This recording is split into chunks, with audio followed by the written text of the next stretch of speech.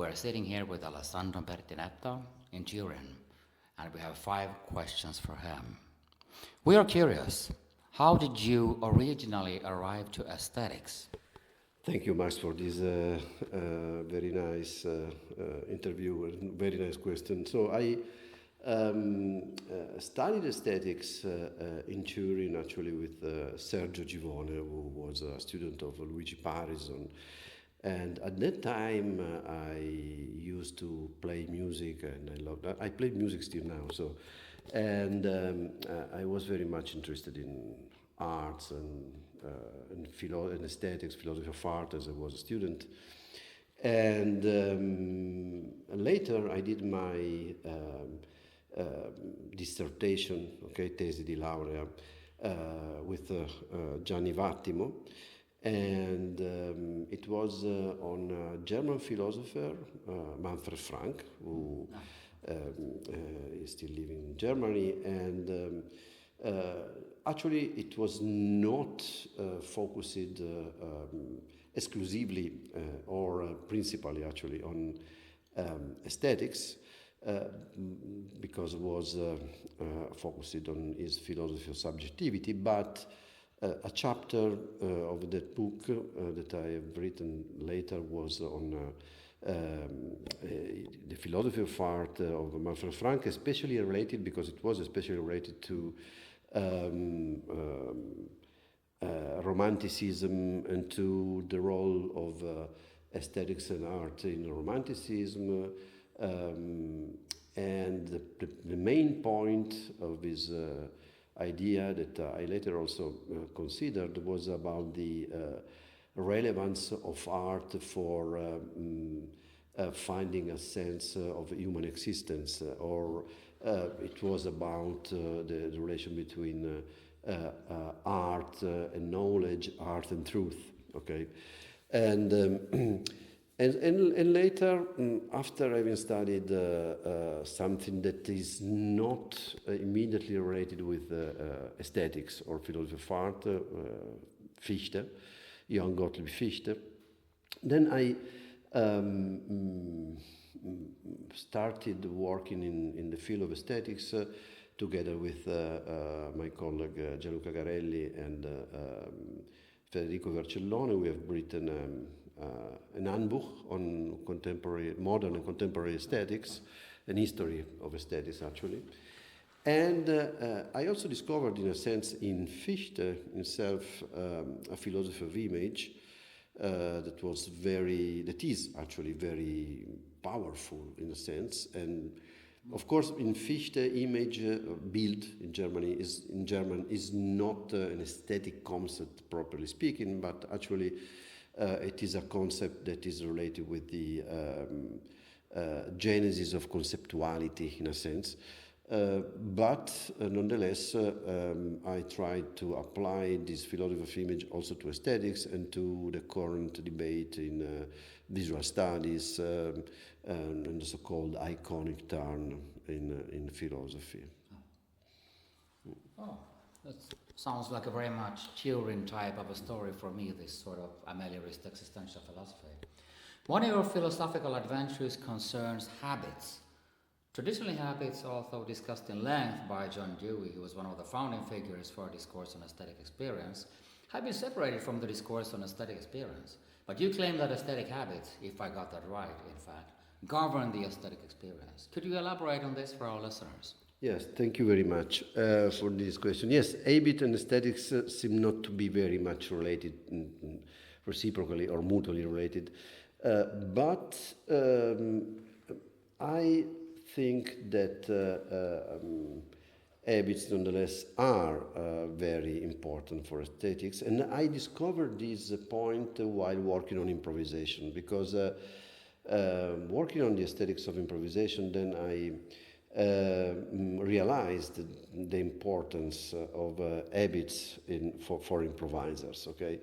And after reflecting on this, I also realized that actually many aspects of our aesthetic experience is fueled by habits. So habits are not the contrary of creativity or of aesthetics as someone could think, but actually they are,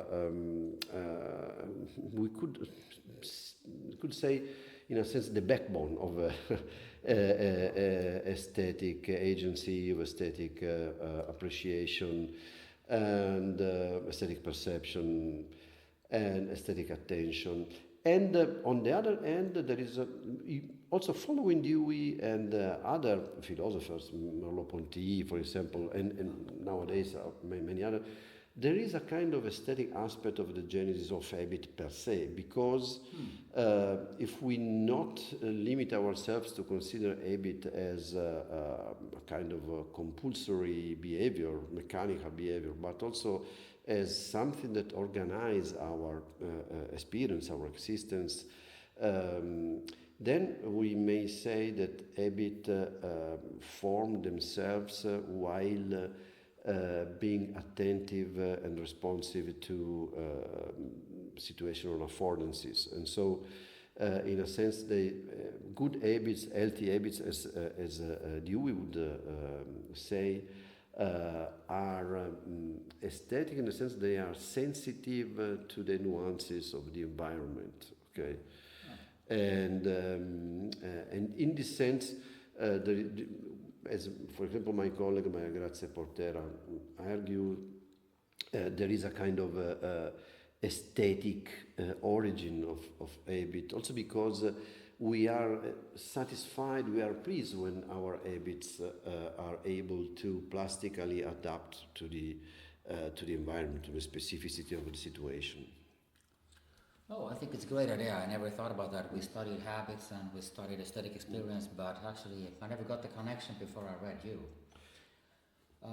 You have proposed that we should rethink common sense, a classical Kantian notion on aesthetics and its role in community building, following Gianni Vattimo's hermeneutical reading of Kant, which turns Kant's idealist thinking into a more pragmatist one, where an aesthetic consensus of feeling worth is central. Would you like to explain some of these strains of thought for our readers on the community building power of aesthetics based on your philosophical thoughts? Yes, thank you very much. Actually, I would like to try to connect this question, this topic, with the previous topic, okay, on habits. So, in a sense, there is a connection between habit and aesthetics, because habits may have an aesthetic origin, and because habits are not the opposite of aesthetic, of creativity, etc., etc. But there is also another aspect of this, to this, and this aspect is the fact that actually we may appreciate our habitudinal routines, okay, and also our, traditional ways of perceiving and doing things. And this is very much related also with this idea of common sense, okay? Following Vattimo, the common sense can be understood not only as Kant did, as a kind of transcendental conditional possibility of the aesthetic experience or aesthetic appreciation, or the feeling of the beautiful, but as something more concrete, okay, something that concern what, in a sense, what unifies communities at the aesthetic and symbolic level. Aesthetic in the sense of sensorial, but also symbolic level, okay. And so, I mean, sensus communis in this sense is to do with concerns feelings, okay, what we feel together, and what we feel together in a sense is fueled by habits, okay, by habits that are also, I mean, not only individual in nature, but also social and collective, as also Dewey would have said. No, that's actually very interesting. I really enjoyed reading that. Well, I have a question about where we approximately are right now. The University of Turin has a massive philosophical heritage. Distinguished figures like Luigi Pareyson, Umberto Eco, Mario Pergnola, Gianni Vattimo, Maurizio Ferraris have left traces. Also, Antonio Gramsci spent here some of his most formative years, and Friedrich Nietzsche wrote Ecce Homo in Turin before collapsing. Most of these philosophers are also household names in the history of aesthetics. Also, Rivista di Estetica, the journal for aesthetics in Italy, for a long time, that was founded in Turin by Pareyson. And today the university is still an active center of aesthetics with more or less internationally active scholars like, for example, you, Paolo Furia, Gaetano Chiurazzi. How did Turin become such a center for aesthetics? And what is happening here right now? Where is your community heading? Thank you for these questions. And you're right, Turin has a very important tradition in aesthetics. You forgot to mention our colleague Alberto Martinengo, also, who is a part of our research group. And I think that a very important role has been played surely by Luigi Pareyson. And because, of course, the aesthetics, Teoria della Formatività, Theory of Formativity, this book that appeared in the 50s of last century, was a kind of philosophical response to the aesthetical approach that dominated Italy until this moment, Croce's aesthetics. And Croce aesthetic was very, famous also abroad. And Pareyson elaborated this theory of aesthetics, taking also impulses from German classical philosophy, but also Dewey actually. So many different orientation and cultural trends. And Pareyson was, of course, the teacher of Umberto Eco and Gianni Vattimo. And I was a student of Gianni Vattimo, so there is a kind of historical connection, that is, and the historical tradition is still alive, and we, in a sense, we follow some impulses of also as we see afterwards. We are here because you published it, you edited this book, Vattimo Today, and Vattimo that we will present and discuss afterwards. And Vattimo, of course, has been very important for aesthetics in many ways, and many of his impulses are still alive. Okay, one of these, for example, I think that my interest in the aesthetic of improvisation was animated on the one hand by Pareyson's aesthetics of formativity. Yes. Pareyson, in this book, there is also a short but very important paragraph on improvisation, and the whole aesthetics of formativity is or can be understood as an aesthetic of improvisation. So the Pareyson's definition of art as a way of doing that invents its way of doing while doing is, in a sense, a kind of definition of improvisation.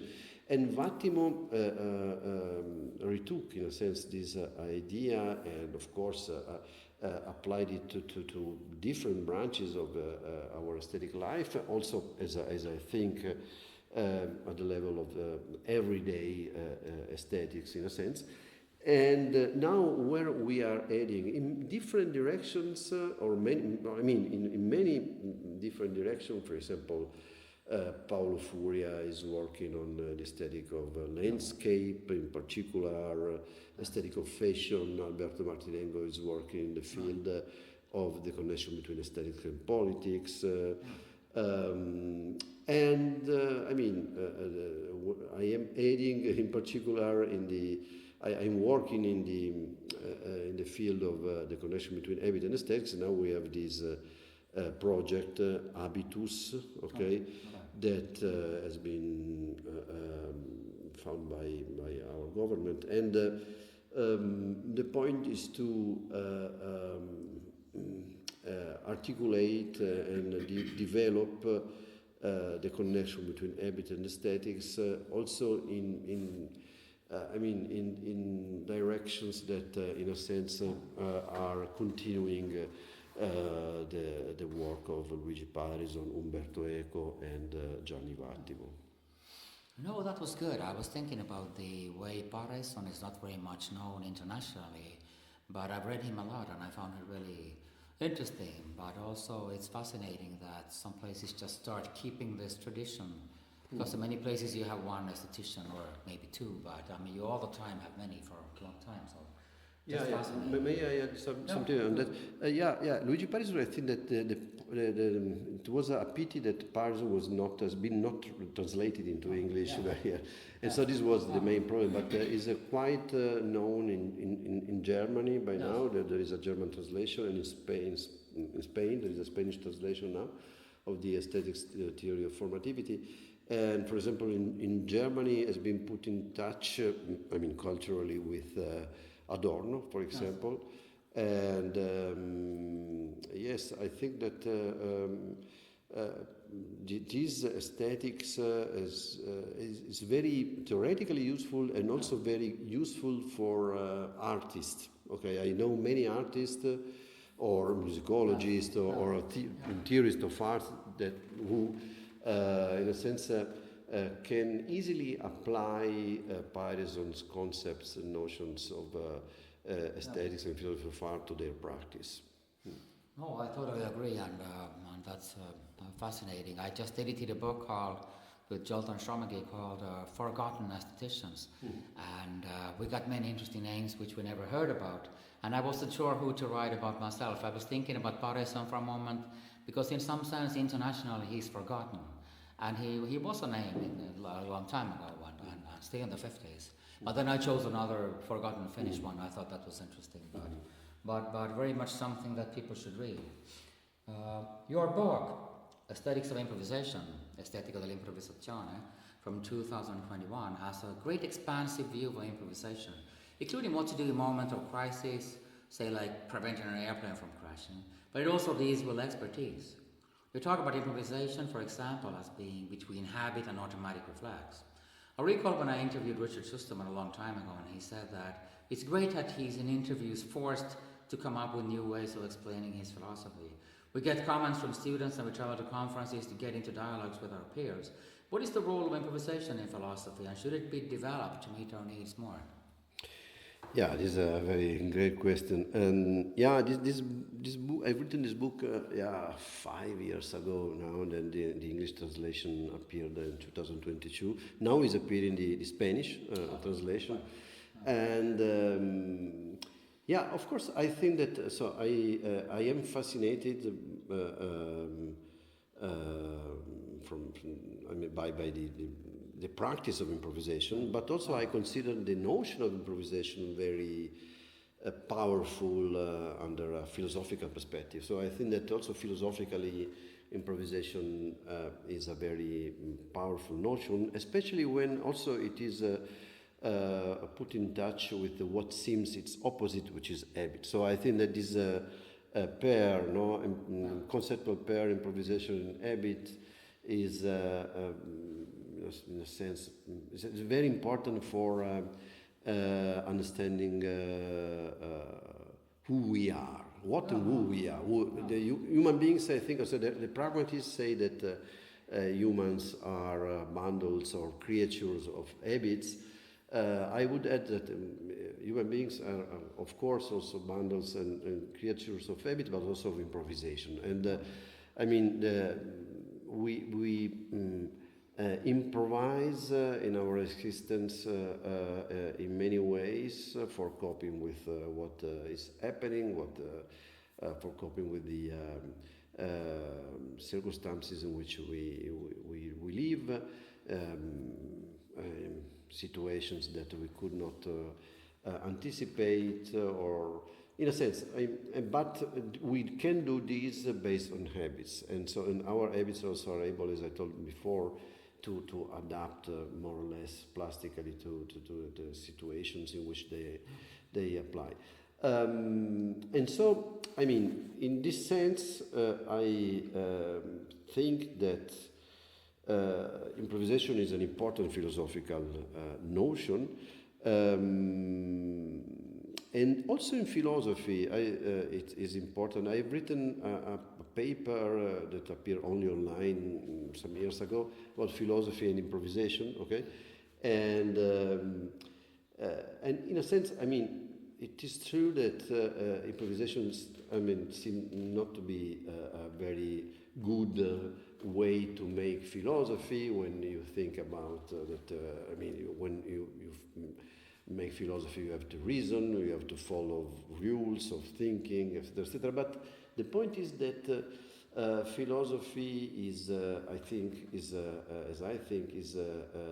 efficacious or is able to produce truth or to articulate some kind of argumentation if it is able to in a sense to respond to the specificity of situations too, no? And in this sense I think that improvisation has the capacity to respond to what is happening in a kind of meaningful way, okay, is important for philosophy as well. And this, I mean, we could also develop here, but we have no time to do this because it is a very difficult topic, an important topic, of course. I mean, the point is that machines, okay, cannot philosophize because they are not able to. They cannot adapt to specific circumstances. Maybe they can make logical reasoning, but I would say that this is not what there is. All what there is to philosophy. So philosophy should be able also to articulate complexes of problems and questions, and also arguments and answers in a way that can be meaningful in relation to the specificity of the situations.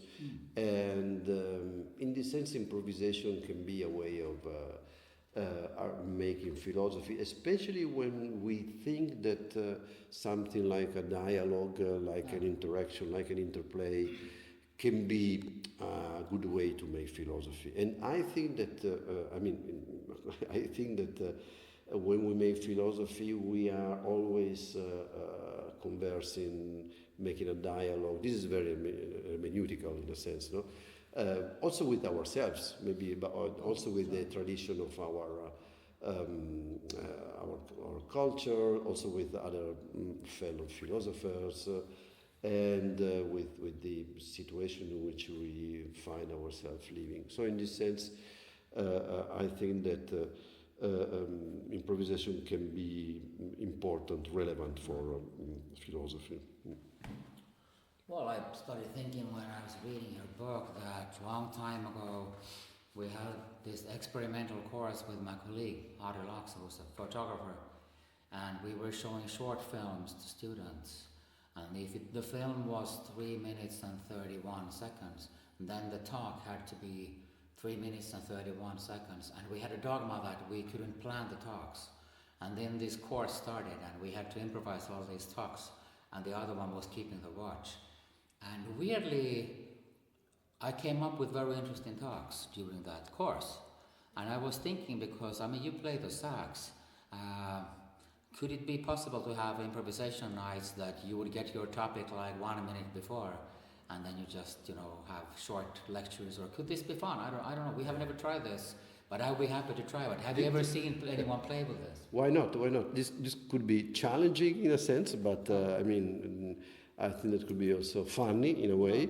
But then maybe you are forced to develop a thought, and in the very same way you are forced to develop a musical phrase while improvising. You could also be forced, in a positive sense, to invent or create a good argument or a good philosophical thought. So I think that we could try to make this experiment.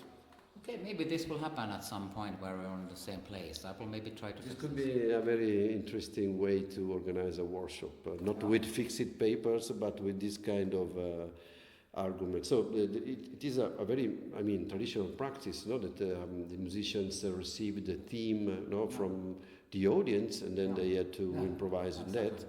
And also musicians, improvisers, or also poets, no, do this still nowadays, and we could try to use this practice also for making philosophy, instead of preparing the papers as fixed text in advance.